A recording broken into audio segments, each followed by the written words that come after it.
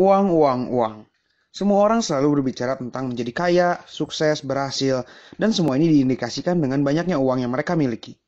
Tapi apa sih sebetulnya uang? Uang memang bukan segalanya, tapi segala hal di zaman sekarang butuh uang.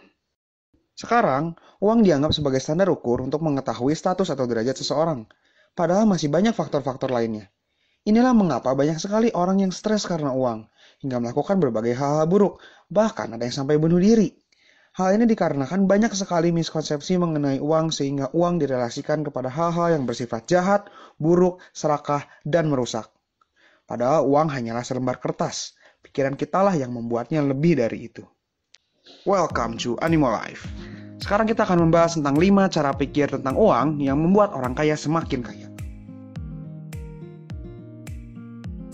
Yang pertama, uang adalah sebuah game. Ya, mencari uang adalah seperti bermain game.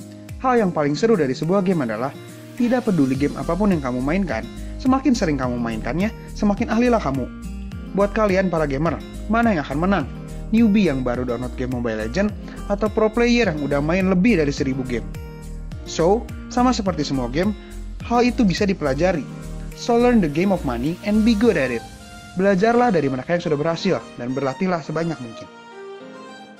Yang kedua, uang berbicara mengenai timing. Dalam sebuah TED Talk, Bill Gross, seorang investor terkenal asal Amerika, mencoba mencari tahu aspek terpenting dalam sebuah startup yang sukses. Terdapat 5 kategori yang ia coba teliti. Tim, ide, model bisnis, pendanaan atau funding, dan timing. Hasil riset terhadap 200 lebih perusahaan menunjukkan bahwa timinglah hal terpenting. Timing berbicara tentang memberikan sesuatu yang tepat di saat yang tepat sesuai dengan permintaan yang ada. Kemampuan ini hanya bisa diasah melalui pengalaman. Jadi carilah pengalaman sebanyak mungkin dan buatlah sesuatu yang tepat pada waktunya. Yang ketiga, uang itu dinamis. Uang tidak boleh statis. Uang harus selalu bergerak. Uang yang diam akan hilang secara perlahan karena adanya inflasi. Misalnya saja, apel yang sekarang harganya Rp5.000 per buah, mungkin saja harganya menjadi Rp10.000 per buah di masa depan. Inflasi akan membuat nilai uang yang kita miliki berkurang seiring berjalannya waktu. Kata siapa menabung pangkal kaya? Gerakanlah uangmu terus dengan berinvestasi dalam reksadana, saham, atau bisnismu sendiri. Yang penting, kamu harus memahami terlebih dahulu investasi yang kamu geluti. Yang keempat, uang juga butuh arah. Selain harus bergerak, mereka harus tahu kemana mereka harus bergerak. Hal ini dapat dicapai melalui budgeting atau membuat financial plan. Tanpa arah yang jelas, uang pun akan bergerak ke arah yang salah. Jadi arahkanlah mereka ke jalan yang benar. Salah satu metode budgeting yang paling populer adalah 50-30-20 rules, di mana 50% uang dialokasikan untuk kebutuhan, 30% untuk keinginan, dan 20% ditabung atau diinvestasikan. Yang terpenting dari budgeting sebetulnya adalah don't spend more money than you earn. Jangan habiskan uang lebih banyak dari apa yang kamu dapatkan. Dengan kata lain, jangan berhutang apabila memang belum mampu. Dan yang terakhir, believe on the money and yourself.